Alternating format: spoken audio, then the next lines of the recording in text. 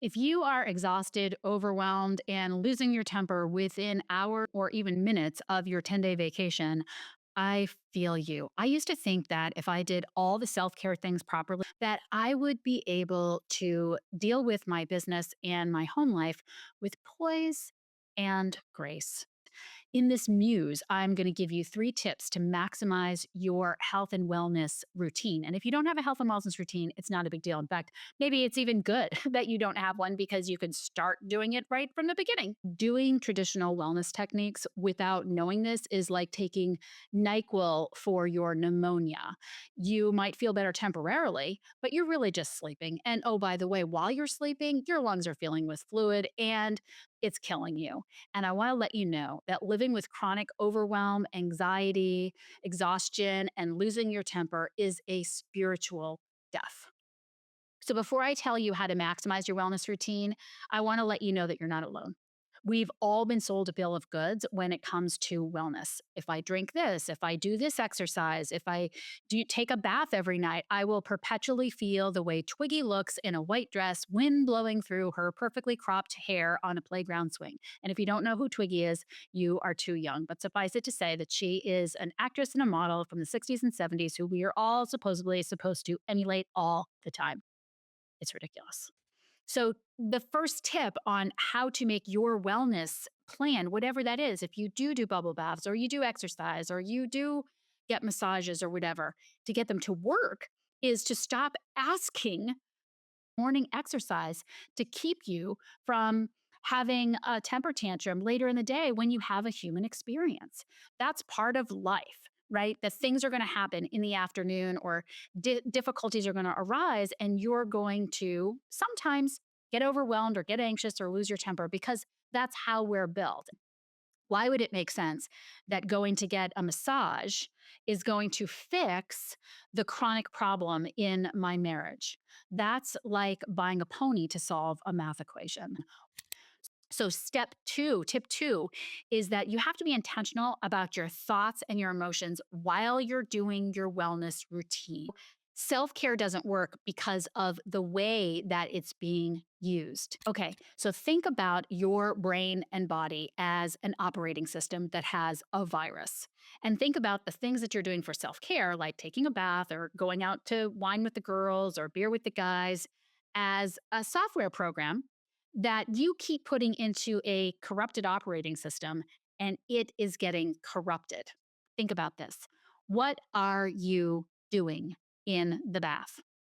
Are you thinking about all the things that went wrong that day? What are you doing on the stairs temper? Are you going through everything you ate last night and how you have to work even harder to burn off all the calories and beating yourself up for that?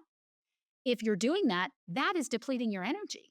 The thoughts that you're having while you're doing the very wellness techniques that we're told to do are depleting your energy rather than refueling your energy. So that you're not able to use those techniques to actually feed your soul.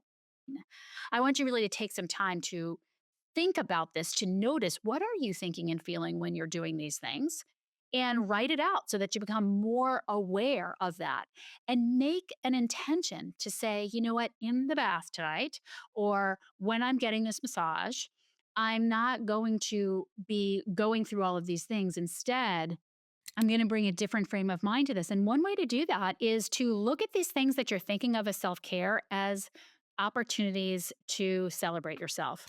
So maybe you treat yourself with a massage. I'm not saying not to do any of these things. Go to get a massage, go take a bath. Just don't limp to that massage like it's the final mile in your 26-mile marathon. We need to do these things, but they are things to celebrate. When you're doing your exercise, celebrate what your body is able to do, that you get to do this every morning. Be more intentional about what you're thinking and feeling when you're doing these things and what you are expecting to be the result of those things. So, step 3 of how to optimize your traditional self-care methods has to do more with the energetic realm. It is to be careful who you bring into this practice. Years ago, I was speaking with a woman who wanted me to train her employees. And what they did, what her company did, is they built spas from the ground up across the country. So they built the actual structure, they came up with the menu, they staffed the whole thing. And what she told me is that the self-care industry is like $1 trillion industry or $7 trillion industry. I don't even know what it was. It was a big, big number. And the people that are delivering these services, the massages, the facials, even checking you in, are more stressed out half the time than you are, or at least as stressed out. So, what we know is that there is an energetic field. There's an energetic field around you and around me. And we can absorb each other's energy. And in fact, we do. So, I don't know if you've ever been on a massage table and not able to relax or calm down. Now, that could have been you because you could have been so hyped up, or it could be that it was the person that was delivering the massage and you were absorbing their energy. So you have to be really careful about who you choose to do the services that you're asking them to do. And the same thing is true when you think about your friendships. Let's say that one of your ways of nourishing your soul and trying to energize is to go out with the girls or to go away for a weekend with the girls or to just ring somebody up. Well, what space is that person in at that moment? What frame of mind are they in at that moment? What are their patterns of behavior? Are you in a kind of thing where it's like, well, you think you got it bad? Let me tell you what happened to me today, right? And you get into a bitch fest. Or maybe they're a fixer and they've got to fix everything that's wrong with you. And so when you express yourself, they're feeling anxious because they don't want you to feel that way. Well, now you're absorbing their anxiety, right? So you have to be really thoughtful about that.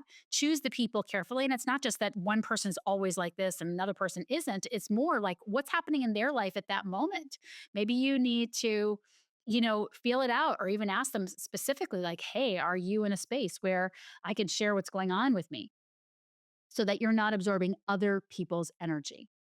Now, before I give you the last tip, if you have a comment or a question, throw it in the comments if you're out looking at this on YouTube, or run over to YouTube and drop a comment in the YouTube chat that's at Abby Haverman or at the Conscious Edge, because I would love to hear what you're doing and what your feedback is, and also to be able to make any further videos that you might be interested in seeing or answer your questions. Okay, the final tip is super important, and it's like 100% of people fall into this category.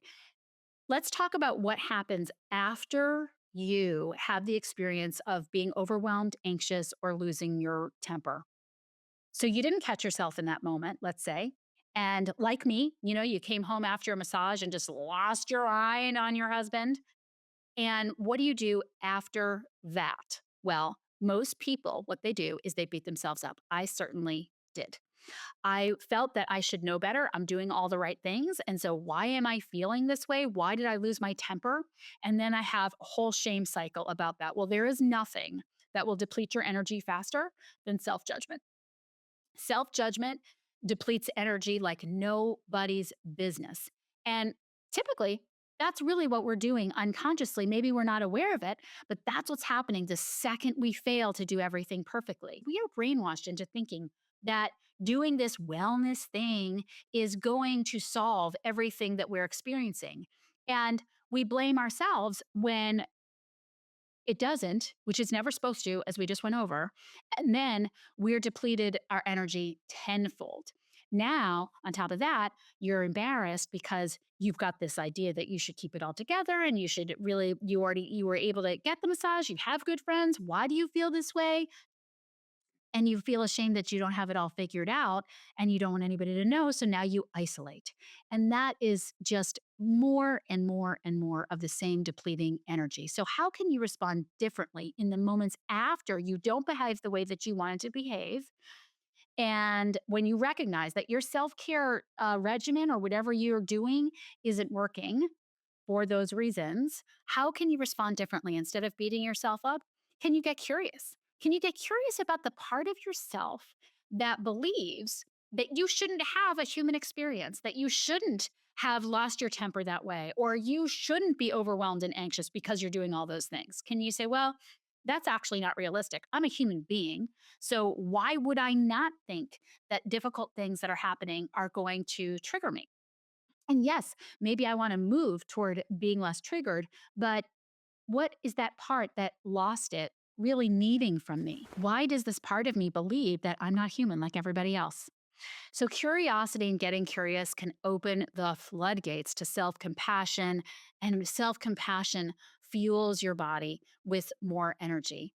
Now, obviously, if you listen to this, you might be wondering, okay, all of this is great, but how do I not get overwhelmed to begin with? And if that's what you are wondering, then your next step is to watch my video called Stay Calm 100% of the Time. I hope you enjoyed this. And if you did, please subscribe, consider leaving a 5-star review, and share this message with other people that you know and love. Until next time.